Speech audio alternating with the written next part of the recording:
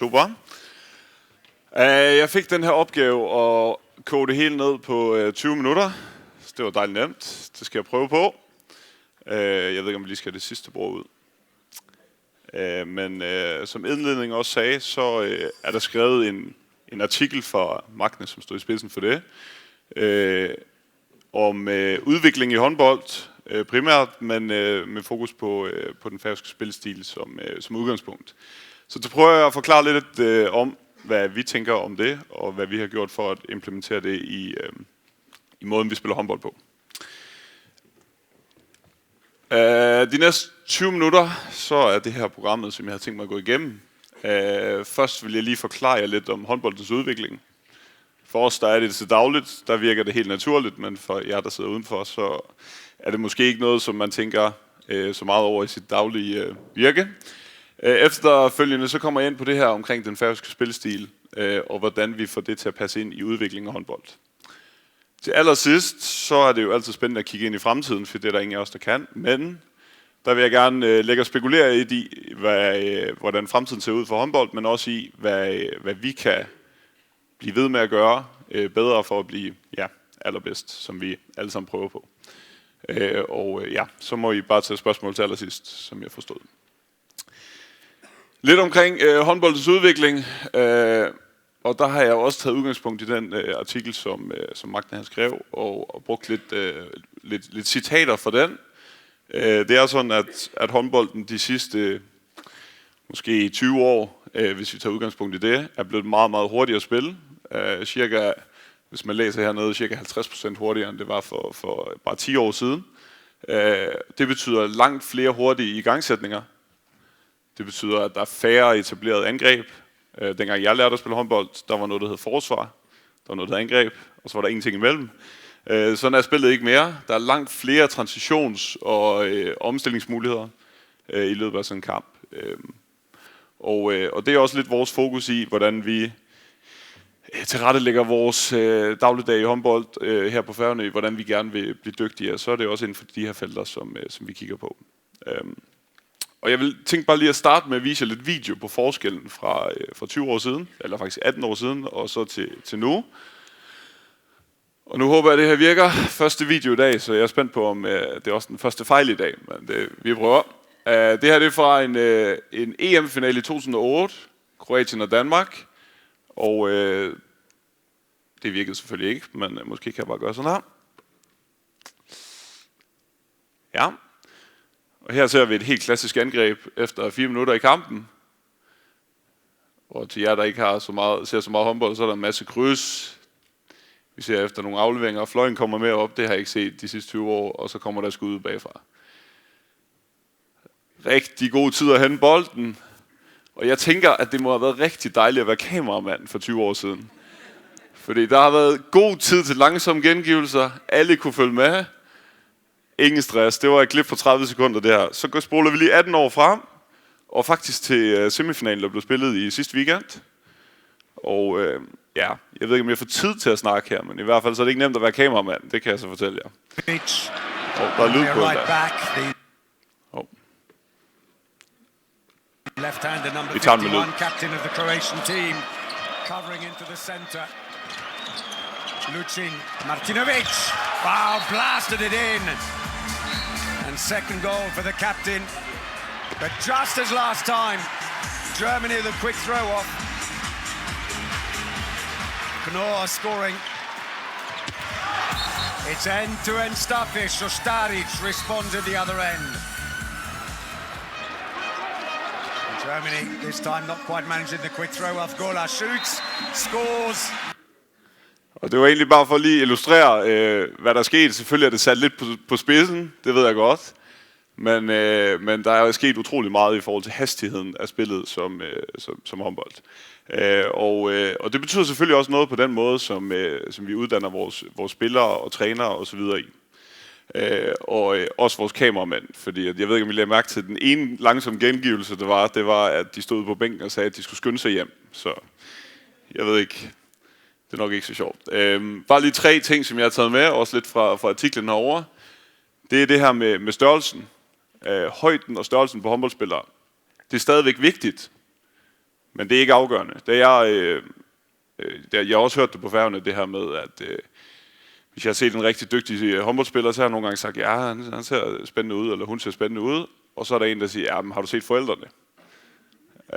Ja, nej, det har jeg ikke. Og så, de er ikke højere end det her. Vi kan ud med ham eller hende. Sådan er det ikke mere, heldigvis. Højden betyder stadigvæk noget, og her opstår der især for, hvis man læser det her op, især for stregspillere og fløjspillere, viser det sig. Men man ser også, og blandt andet på vores landshold, at med andre kompetencer, spidskompetencer, så kan man sagtens klare sig. Og hvis man kigger på en Mathias Gissel, som I måske alle sammen kender, så er han ikke større end 91. Og jeg ved godt, at det er forholdsvis stort stadigvæk. Men vi kan også kigge på andre håndboldspillere, som Luc Steins, der spiller i Holland. Han er 71 og er stadigvæk en af verdens bedste angrebsspillere. Samtidig med det, så er spillet skiftet fra at være et spil, som foregik meget på 9 meter. Og på 9 meter, der er det meget skud, det er meget kryds. Og det bevæger sig tættere og tættere på målet. Og derfor så duelspillet, det vi kalder 1 mod 1, det blev langt vigtigere. Og det er så noget, som vi har taget med os, og det kommer jeg ind på lige om lidt. Herover der er nogle statistik fra 2009 til 2013, og så hvis man flytter 10 år frem, så er skuddet fra målene fra 9 meter reduceret med 9%, mens at målene fra 6 meter er så gået op med 7%.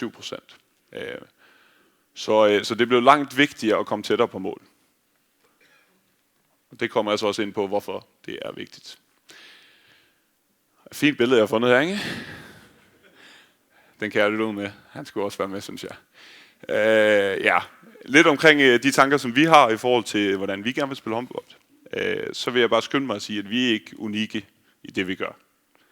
Det er ikke sådan, at vi har fundet på at komme 1 mod 1 og lave et duelspil. Det er ikke os, der har fundet på det.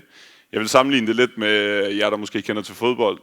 Så har I måske hørt om Tiki-Taka og Pep Guardiola i starten af 0'erne i Barcelona. Det var heller ikke ham, der fandt på afleveringen. Og det er lidt det samme for os. Det han gjorde, og det som vi også prøver at gøre på, det er, at vi er kompromisløse i vores tanker, og vi er ultimative, og vi er stedige. Det vil sige, at vi har mødt rigtig mange, der siger, hver gang vi har tabt en håndboldkamp på at kun lave duelspil, mand mod mand, og ingen skud har haft ude for 9 meter, så er der en, skal vi kalde den traditionalist, som har sagt til mig, jamen hvorfor skyder I ikke bare udefra? I tabte jo. Men vi har været stedige, og vi har været ultimative og tænkt, at vi skal blive ved med at gøre det, som passer til os. Og det, der passer til os, det er, at vi har nogle hurtige, duelstærke spillere med et højt kognitivt load fra barn til elite. Og højden er for os fuldstændig irrelevant. Vi snakker aldrig om en spillers højde. Vi kan altid bruge dem til et eller andet. Vi kan altid bruge deres spidskompetence til et eller andet. Så hvis du ikke er stor, du kan blive en god fløjspiller, du kan også blive en god playmaker, du kan også blive en god venstreback. Det kan være, du ikke kan dække op, men så udnytter vi de spidskompetencer, vi har. Og det er faktisk det allervigtigste for os. Det er, at vi prøver at kigge på de spidskompetencer, vi har. Og i alt, hvad vi laver, fra vores legeafmænding til vores ungdomslandshold, på vores træneruddannelse, der er det den her fælles identitet med duelspil, som er vigtig for os. Og der tror vi faktisk på, at vi kan være verdens bedste. Og vi er nogle af verdens bedste til akkurat det. Og vi håber, og det er også det, jeg synes, vi ser, så ser vi også ud i klubberne, at det smitter af. Fordi trænerne, der kommer ind til os under træneruddannelsen, spillerne, der kommer ind til os i ungdomslandsholds regi og i legeafmænding, de finder også ud af, at det er den rigtige vej at gå. Så de tager det med ud i klubberne. Det vil sige, at alle på Færøerne er faktisk enige om en fælles identitet for, hvordan vi spiller håndbold.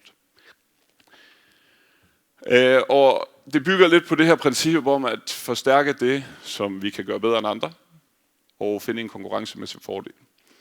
Og det var ikke sådan, at for 10 år siden, eller da vi begyndte at rigtig sætte det her i system, det var ikke sådan, at vi tænkte, at det her det er den rigtige vej at gå, og det er den vej håndbolden det tager, eller trækker. Men det, som vi bare har været heldige med, det er at vise, at det har været effektivt, det vi har gjort. Det er effektivt at spille 1 mod 1. Det viser sig, at der er større effektivitet i skuddene tæt på mål, end langt fra mål. Det siger måske lidt sig selv, men i måden, vi kommer ind til skuddene, er også det, der er vigtigt, og det er det, vi prøver at kigge på. Så er der også noget med regelændringerne, som har hjulpet os godt på vej. Og nu bliver det lidt nørdet, men det at man kan spille 7 mod 6, det har gjort, at vi får endnu mere plads til vores dueller. Og jeg ved ikke, om I har set herrelandsholdet. De laver ikke andet end at spille 7 mod 6. Og det er faktisk ikke det, der rigtig er vigtigt for os. Det er ikke fordi, vi siger, at alle holdene skal spille 7 mod 6. Men det, der er vigtigt, det er vores ultimative tilgang til vores duelspil. Om man så bruger det under 7 mod 6, eller spiller 6 mod 6, det er ikke så vigtigt. Det, der er vigtigt, det er, at vi er ultimative i vores tilgang.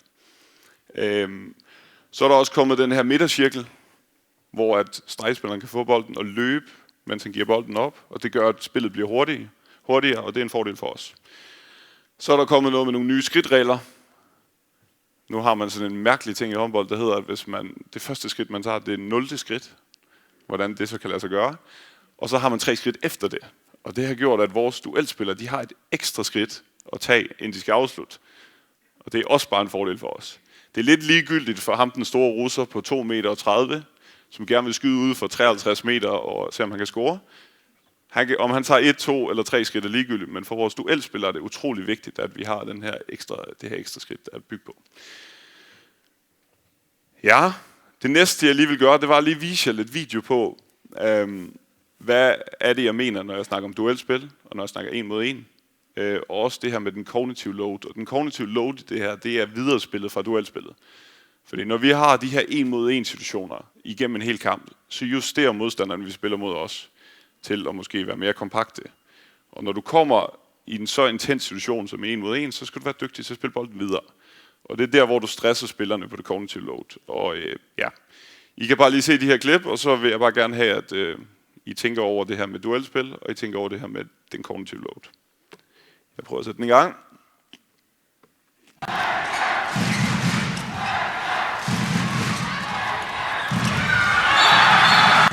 They might go through. Denmark are through.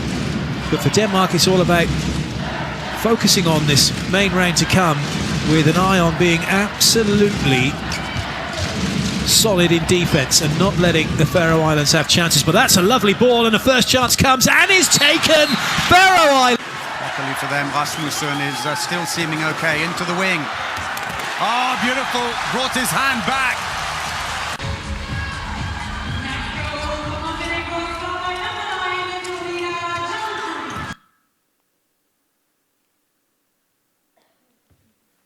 Ja, det var bare nogle meget, meget få eksempler på nogle af de ting, jeg vil snakke om. Og som jeg startede med at sige, så de her 20 minutter, der når jeg ikke at forklare alt om håndbold, for der er så mange andre ting, man også skal kunne. Alle basisfærdighederne skal selvfølgelig være på plads, før vi kan gå ind og snakke om spidskompetencer. Så det er ikke fordi, at hvis du kan de 2 ting, så vinder du VM. Der er mange andre ting, der skal til. Ja, og så bare lige nogle ting med de her tanker, som vi går med. Og det er jo ikke fordi, vi tror, at vi er perfekte nu. Der er masser af ting, vi godt kunne blive bedre til. Og derfor så kunne jeg godt tænke mig at snakke lidt om de forbedringer og nuancer, som vi skal arbejde mere på.